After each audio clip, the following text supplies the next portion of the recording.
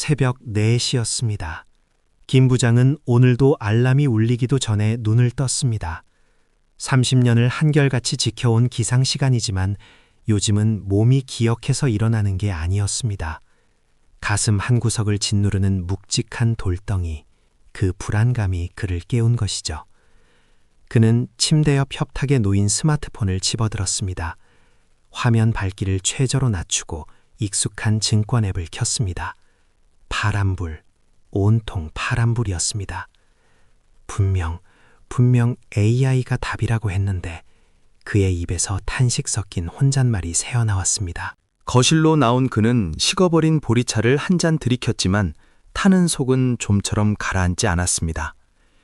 김 부장, 아니 이제는 은퇴를 코앞에 둔 예비 백수 김철수 씨. 그는 평생을 성실하게 살았습니다. 회사가 시키는 대로 야근을 밥 먹듯 했고 월급의 절반은 꼬박꼬박 저축했습니다. 그리고 은퇴 자금을 불려보겠다며 지난 3년 동안 서점가에 깔린 베스트셀러들이 시키는 대로 했습니다. 그 책들은 하나같이 똑같은 말을 했습니다. AI가 미래다. 인공지능에 투자하지 않으면 도태된다. 모든 산업의 중심은 반도체와 AI로 재편될 것이다. 김철수 씨는 그 말을 철석같이 믿었습니다. 퇴직금 중간정산까지 받아서 소위 말하는 AI 대장주들에 묻어두었죠. 처음엔 빨간불이 들어오며 계좌가 불어나는 듯 했습니다. 아내에게 여보, 우리 노후는 걱정 없어 라고 큰 소리도 쳤습니다.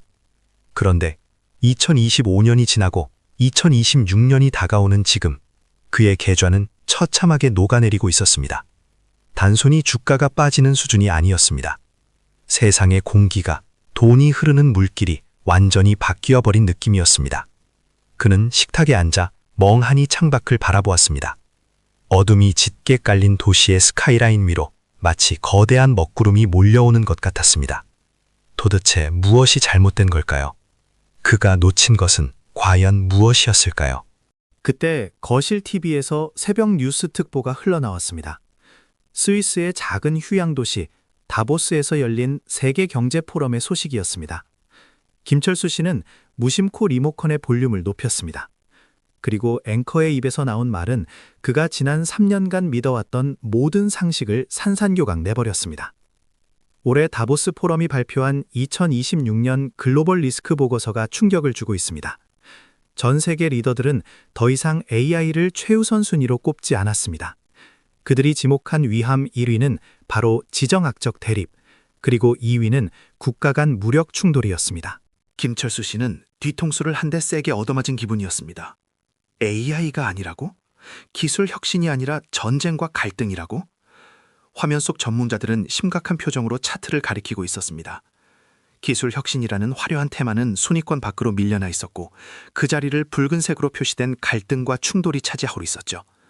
이것은 단순히 순위가 바뀐 게 아니었습니다. 게임의 룰이 바뀐 것이었습니다. 김철수 씨는 떨리는 손으로 수첩을 꺼내들었습니다. 30년 기자 생활을 했던 저조차도 등골이 서늘해지는 순간이었습니다. 왜냐하면 다보스의 이 경고는 단순히 부자들의 탁상공론이 아니었기 때문입니다. 기억하십니까? 2022년 시장이 영원히 오를 것처럼 뜨거웠을 때 다보스는 채무 위기를 경고했습니다. 우리는 웃어남겼죠. 하지만 그해 금리는 미친 듯이 올랐고 자산시장은 폭락했습니다. 2023년에는 생활비 위기를 1위로 꼽았습니다. 그리고 우리는 마트에서 라면 한 봉지를 집을 때마다 손을 떨어야 하는 기록적인 인플레이션을 겪었습니다. 작년은 어땠나요? 가짜 정보를 경고했죠. 그리고 실제로 딥페이크 사기와 선거 개입이 전 세계를 휩쓸었습니다. 이들의 말은 예언이 아닙니다. 이미 벌어지고 있는, 하지만 우리가 애써 외면하고 싶었던 불편한 진실을 가장 먼저 포착한 관찰이었던 겁니다. 김철수 씨는 그제야 깨달았습니다. 자신이 쫓던 AI라는 희망은 어쩌면 거대한 폭풍 앞에서 잠시 반짝였던 신기루였을지도 모른다는 사실을요. 하지만 김철수 씨는 포기하지 않았습니다. 그는 평생을 가족을 위해 헌신해온 가장이었습니다. 이대로 무너질 수는 없었습니다. 그는 안경을 고쳐 쓰고 다시 책상 앞에 앉았습니다. 그래, 세상이 바뀌었다면 나도 바뀌어야지. 도대체 왜 갑자기 전쟁과 갈등이 1위가 된 건지 그 이유부터 파헤쳐보자. 그는 마치 신입사원 시절로 돌아간 것처럼 미친 듯이 공부하기 시작했습니다. 밤을 새워가며 외신 기사를 번역하고 경제 보고서를 읽어내려갔습니다. 그리고 며칠 뒤 그는 친구인 박 사장을 만났습니다. 박 사장은 중소무역회사를 운영하며 산전수전 다 겪은 베테랑 사업가였습니다. 어이, 김 부장. 얼굴이 왜 그래? 반쪽이 됐네. 허름한 순댓국집에서 만난 박 사장이 소주잔을 기울이며 물었습니다. 박 사장, 자네 요즘 사업은 어때? 뉴스 보니까 세상이 흉흉하던데. 김철수 씨가 조심스럽게 묻자 박 사장은 깊은 한숨을 내쉬었습니다. 말도 마라. 물건 하나 떼우기가 하늘의 별 따기야. 예전엔 그냥 싼 곳에서 사오면 됐잖아. 지금은 안 돼. 중국에서 뭐 하나 가져오려고 하면 미국 눈치 봐야지, 유럽 눈치 봐야지. 게다가 배송비는 또 얼마나 올랐는지 알아? 홍해니 뭐니 배들이 다 돌아가니까 기름값에 보험료에 남는 게 없어, 남는 게. 박 사장의 푸념은 김철수 씨가 공부한 내용과 정확히 일치했습니다. 이것은 책상 위의 이론이 아니라 당장 내 친구의 밥줄을 끊어놓고 있는 현실이었습니다. 김철수 씨는 박 사장의 말에서 첫 번째 단서를 찾았습니다. 바로 자원전쟁이었습니다. 박 사장, 혹시 녹색 황금이란 말 들어봤나? 녹색 황금? 그게 뭔데? 달러 말하는 거야? 아니, 리튬, 코발트, 니켈 같은 거 말이야. 전기차 배터리에 들어가는 거. 김철수 씨는 자신이 알아낸 사실을 친구에게 설명했습니다. 지금 전 세계는 4차 산업혁명의 석유라고 불리는 이 핵심 광물을 차지하기 위해 보이지 않는 전쟁을 벌이고 있었습니다. 과거에는 석유가 있는 곳에서 전쟁이 났다면 이제는 리튬이 있는 곳에서 갈등이 터지고 있었습니다. 중국은 히토류 생산의 90%를 쥐고 흔들고 있었고 미국은 이에 맞서 공급망에서 중국을 배제하려 하고 있었죠. 이 거대한 고래 싸움에 박 사장 같은 새우들의 등이 터지고 있었던 겁니다. 야, 김 부장, 듣고 보니 무섭네. 그럼 우리는 어쩌냐? 그냥 고래들 싸우는 거 구경만 해야 돼? 박 사장의 질문에 김철수 씨는 잠시 침묵했습니다. 그 역시 답답했습니다. 하지만 그는 두 번째 이유를 이야기하며 목소리를 낮췄습니다. 박 사장, 더 무서운 게 뭔지 알아? 정치가들이야. 지금 전 세계가 살기 힘들잖아. 물가는 오르고 빚은 늘고 이럴 때 정치인들이 제일 잘하는 게 뭐겠어? 글쎄, 돈을 푸나? 아니, 외부의 적을 만드는 거야. 내 나라 경제가 엉망인 걸 국민들이 알면 화를 내니까 저기 밖을 봐라. 저 나쁜 놈들이 우리를 위협한다 라고 소리치면서 시선을 돌리는 거지. 내부의 불만을 외부의 분노로 바꾸는 거야. 역사적으로 경제가 어려울 때마다 전쟁이 났던 게 다 그런 이유 때문이라네.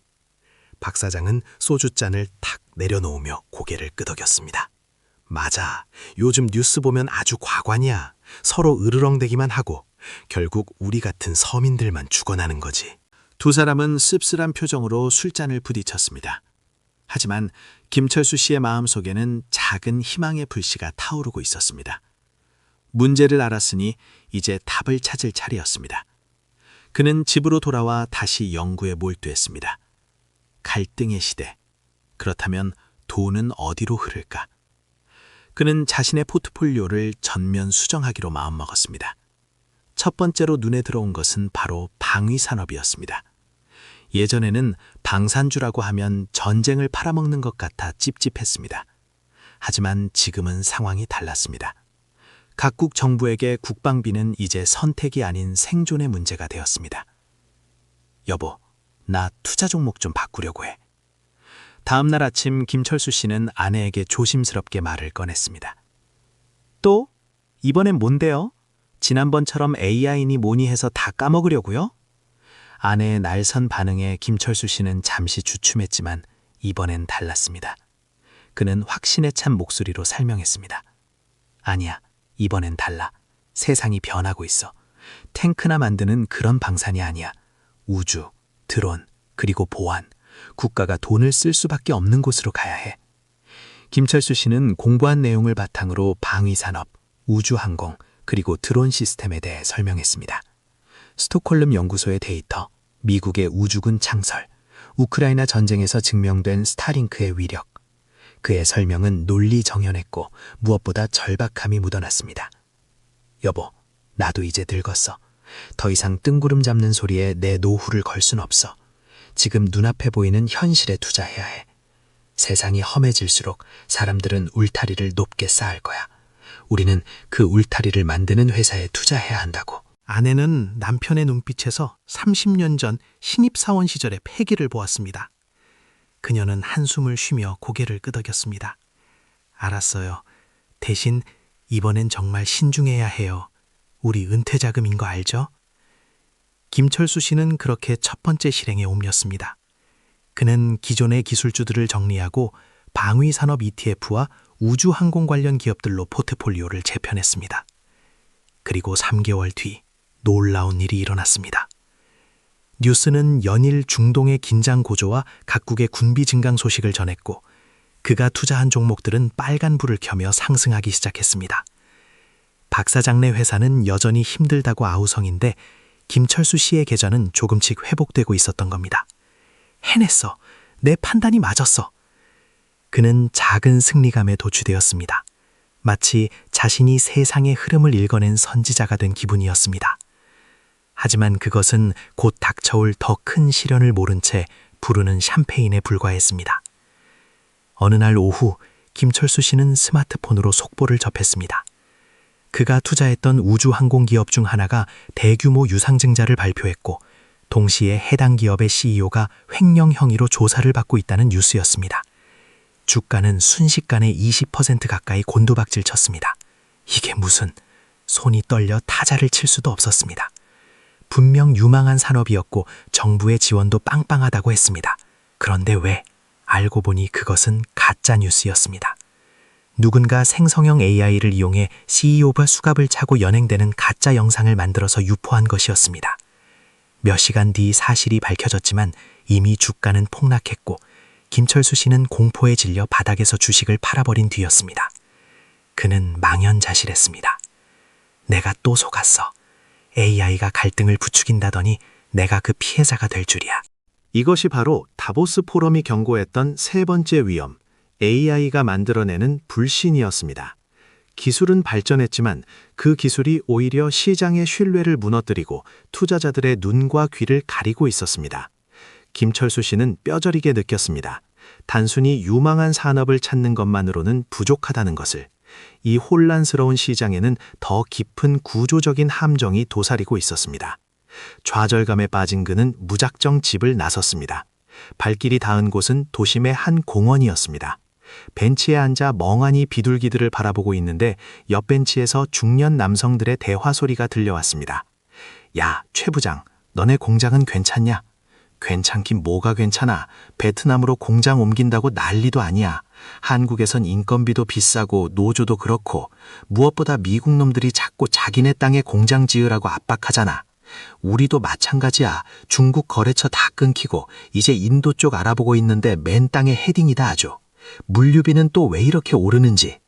그들의 대화는 김철수 씨의 귀에 쏙쏙 박혔습니다. 그들은 김철수 씨와 똑같은 고민을 하는 이 시대를 살아가는 가장들이었습니다. 그리고 그들의 대화 속에 다보스 포럼이 말하지 않은, 아니 보고서 행간에 숨겨진 진짜 힌트가 있었습니다. 김철수 씨는 벌떡 일어났습니다.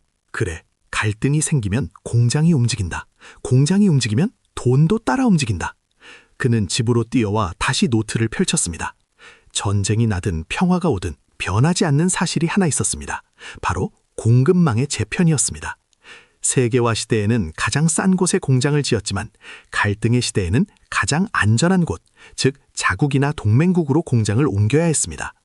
삼성전자가 미국 텍사스에 거대한 반도체 공장을 짓는 이유, 현대차가 조지아주에 전기차 공장을 짓는 이유가 단순히 시장 때문이 아니었습니다.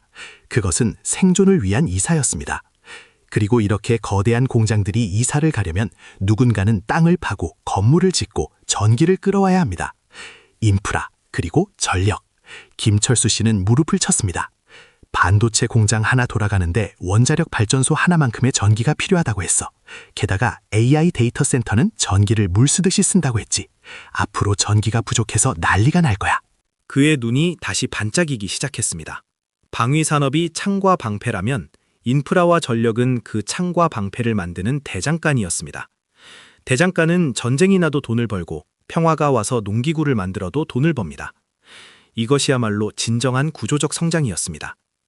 그는 포트폴리오의 중심을 다시 잡았습니다.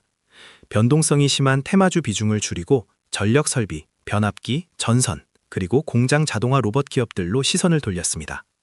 인건비가 비싼 선진국으로 공장을 옮기면 기업들은 사람 대신 로봇을 쓸 수밖에 없기 때문입니다.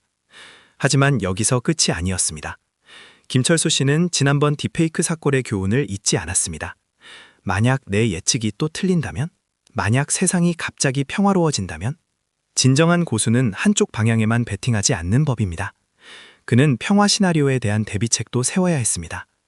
만약 갈등이 봉합되면 가장 먼저 수혜를 볼 곳은 어디일까요? 꽉 막혔던 혈관이 뚫리는 곳, 바로 해운과 물류였습니다. 그리고 관세 장벽이 낮아지면 웃게 될 자동차, 철강 같은 전통 제조업들이었습니다. 그리고 하나 더 가장 중요한 것이 있었습니다. 바로 보험이었습니다. 아무리 좋은 차도 브레이크가 없으면 사고가 난다. 그는 박 사장이 했던 말을 떠올렸습니다. 시장이 불안할 때마다 사람들은 본능적으로 금과 달러를 찾습니다. 김철수 씨는 자신의 자산 중 20%를 떼어내어 금 ETF와 달러 예금에 넣기로 했습니다. 이것은 수익을 위한 투자가 아니라 예측 불가능한 폭풍우 속에서 내 배가 뒤집히지 않게 잡아주는 닷이었습니다. 몇 달이 지났습니다. 2026년의 어느 날 김철수 씨는 다시 새벽 4시에 눈을 떴습니다. 하지만 이번에는 불안감 때문이 아니었습니다. 습관처럼 일어난 그는 따뜻한 커피 한 잔을 들고 책상 앞에 앉았습니다. 그의 모니터에는 엑셀 파일 하나가 띄어져 있었습니다. 2026년 김철수 생존 포트폴리오. 화면 속의 숫자는 더 이상 온통 파란색이 아니었습니다. 그렇다고 붉은색 일색의 대박도 아니었습니다. 방산주는 꾸준히 오르고 있었고 전력 인프라 관련 주식은 놀라울 정도로 견고한 상승세를 보여주었습니다. 반면 평화 시나리오에 대비해 사둔 해운주는 약간의 손실을 보고 있었지만 금값이 올라 그 손실을 충분히 메워주고 있었습니다. 전체적으로 계좌는 안정적인 우상향을 그리고 있었습니다. 대박은 없었지만 마음의 평화가 있었습니다. 그는 더 이상 가짜뉴스에 일희일비하지 않았고 주가가 조금 떨어진다고 해서 식은땀을 흘리지도 않았습니다. 그는 자신이 세운 원칙과 구조를 믿었기 때문입니다. 그날 오후 김철수 씨는 오랜만에 박 사장을 다시 만났습니다. 어이 김 부장, 얼굴이 많이 좋아졌어. 보약이라도 지어먹었나? 박 사장이 농담을 던졌습니다. 보약은 무슨, 그냥 지도를 좀 바꿔봤네. 지도? 남들이 다 AI라고 외칠 때 세상이 진짜 어디로 흘러가는지 보여주는 지도 말이야. 김철수 씨는 친구에게 자신이 깨달은 4단지 액션 플랜을 이야기해 주었습니다. 첫째, 인정해야 해. AI 만능주의라는 환상에서 깨어나서 지금은 갈등의 시대라는 걸 받아들이는 거야. 박 사장은 고개를 끄덕이며 경청했습니다. 둘째, 그 흐름에 올라타야지. 방위산업, 우주, 드론, 무섭다고 피할 게 아니라 국가가 돈을 쓰는 곳에 내 돈도 둬야 해. 하지만 몰빵은 절대 안 돼. 셋째, 더 멀리 봐야 해. 공장이 이사를 가고 있어. 그럼 전기가 필요하고 로봇이 필요해. 이게 진짜 백이야. 전쟁이 나든 안 나든 가야 할 길이니까. 마지막으로 넷째, 안전벨트를 매야 해. 금이랑 달러를 꼭 쥐고 있어야 해. 그래야 무슨 일이 터져도 다시 일어설 수 있어. 박 사장은 한참 동안 말을 잇지 못하다가 묵직한 목소리로 말했습니다. 자네, 진짜 기자가 맞구만. 은퇴는 무슨, 이제부터 시작이네. 그날 밤 김철수 씨는 잠자리에 들기 전 창밖을 보았습니다. 도시는 여전히 화려하게 빛나고 있었고 그 불빛 아래 수많은 사람들이 각자의 전쟁을 치르고 있을 것입니다. 누군가는 AI에 열광하고 누군가는 공포에 떨고 있겠죠. 하지만 김철수 씨는 이제 알 것 같았습니다. 위기는 언제나 예고 없이 찾아오지만 기회는 그 위기의 본질을 꿰뚫어보는 사람에게만 조용히 손을 내민다는 것을요. 타보스의 경고는 종말의 예언이 아니라 새로운 항로를 알려주는 나침반이었습니다. 그는 편안한 마음으로 눈을 감았습니다. 내일의 시장이 어떻게 요동칠지 아무도 모릅니다. 하지만 그는 준비가 되어 있었습니다.